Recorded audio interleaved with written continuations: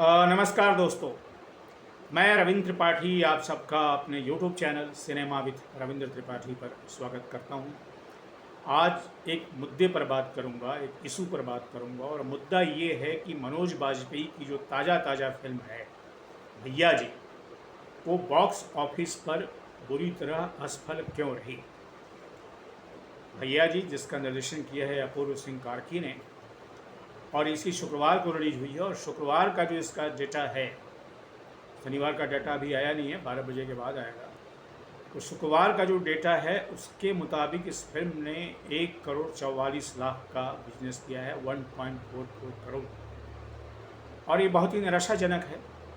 हालांकि ये कोई 100 करोड़ का बिजनेस करने वाली फिल्म नहीं है, तो पहले ही से तय था। लेकिन इसके जो निर्माता हैं, जिसमें खुद मनोज बाजपेयी भी एक हैं और उनकी पत्नी शबाना राजा बाजपेयी भी हैं और भानुशाली भी हैं, लेकिन उनको अपेक्षा थी कि इसको देसी सुपरस्टार का एक लेवल लगा करके प्रचारित किया जाए। प्रचारित किया भी गया, लेकिन देसी सुपरस्टार का मतलब होता है जो गांव कस्बों, उत्तर प्रदेश, बिहार, मध्य प्रदेश के कस्बों में, छोटे शहरों में जो दर्शक होते हैं, तो सीटियाँ बजाते हैं, चवन्नी उछालते हैं और तालियां बजाते हैं, उस तरह के दर्शकों के बीच में ये फिल्म लोकप्रिय होगी। लेकिन ऐसा नहीं हुआ, क्योंकि ऐसा होता तो एक फिल्म जो है एक ठीक ठाक 10-20 करोड़ का तो बिजनेस कर ही ले पाती, लेकिन वैसा एक कर नहीं पाएगी। और मुझे लगता है कि ये 5-6 करोड़ में ही सिमट जाएगी पूरे हफ्ते में। वैसा क्यों कर हुआ, मुझे 2-3 वजह हैं जो मैं एक एक करके आपसे डिस्कस करूंगा, ये बताते हुए कि मनोज बाजपेयी का अपना एक फ़ैन क्लब है। निश्चित रूप से वो सलमान खान जैसा नहीं है, या शाहरुख खान जैसा नहीं है, या आमिर खान जैसा नहीं है, या ऋतिक रोशन जैसा नहीं है, लेकिन है। और उत्तर भारत के गाँव में, कस्बों में, बड़े शहरों में भी उनका एक प्रशंसक वर्ग है जो उनकी फ़िल्मों को पसंद करता है, और करनी भी चाहिए, वो अच्छी भी हैं। और मैं भी उनकी फ़िल्मों का प्रशंसक रहा हूँ। लेकिन क्या होता है कि जब आप अपनी छवि बदलते हैं, जब अपनी इमेज बदलते हैं, तो उसके लिए आप पूरी तैयारी नहीं कर चुके होते। अब यही इसी फिल्म का भैया जी में उन्होंने अलग एक सुपरस्टार मतलब बाहुबली, जो रजनीकांत फिल्मों में करते हैं या शाहरुख खान करते हैं कि अगेंस्ट द ग्रेविटी जा करके लोगों को पीटा अपने विरोधियों को, उसकी पूरी तैयारी होनी चाहिए। उसका एक इसको कहते हैं कि वेल प्रिपेयर्डनेस होना चाहिए आपकी फिल्म में, वो नहीं था। ये फिल्म का जो स्ट्रक्चर है, कहानी तो ये जानी पहचानी है, कहानी में कोई नयापन नहीं, पर इसका जो स्ट्रक्चर है, इसकी जो संरचना है, वो पुराने तेलुगु फिल्मों जैसी है, जिसमें जो डॉन होता है वो बंदूक या रिवॉल्वर या राइफल से नहीं, बल्कि अपने विरोधियों को गणासे, भाले और तलवार, छुरा, चाकू से मारता है और लोहे के रड से मारता है।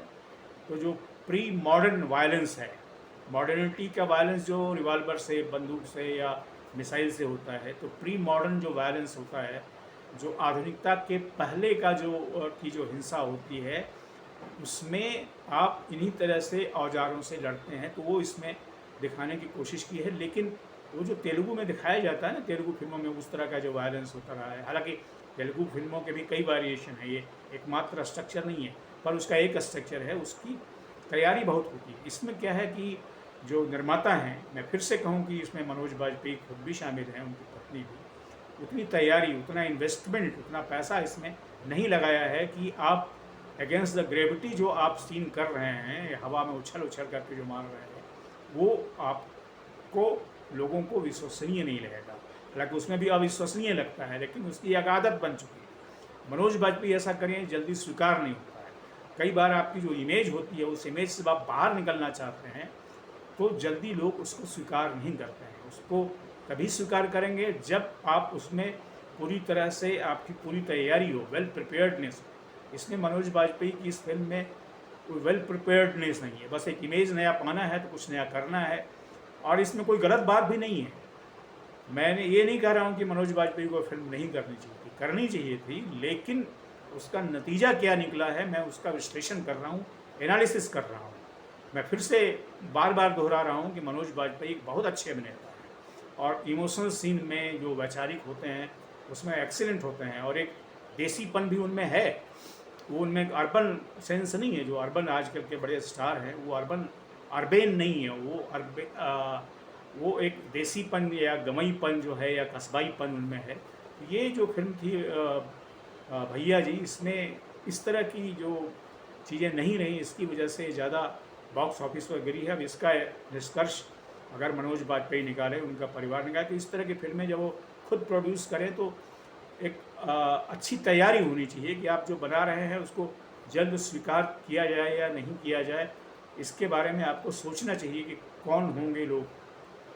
तो तैयारी नहीं थी ये, और जो उन्होंने फिल्म बनाई है वो आगे जारी रख सकते हैं, लेकिन मुझे नहीं लगता कि इस तरह के स्ट्रक्चर में, इस तरह के संरचना में जो फिल्में बनाएंगे, अपने आप को सुपर हीरो दिखाना चाहेंगे, जॉन विक की जैसे फिल्में होती हैं हॉलीवुड की, वैसी बनाना चाहेंगे, तो आपको सफलता नहीं मिलेगी।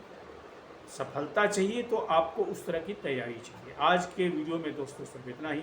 आपसे निवेदन है कि मेरे इस यूट्यूब चैनल को सब्सक्राइब करें, लाइक करें और इस पर अपने कमेंट भी लिखें। और जो बात मैंने मनोज बाजपेयी के बारे में कही है, वो क्या आपको भी सही लगती है?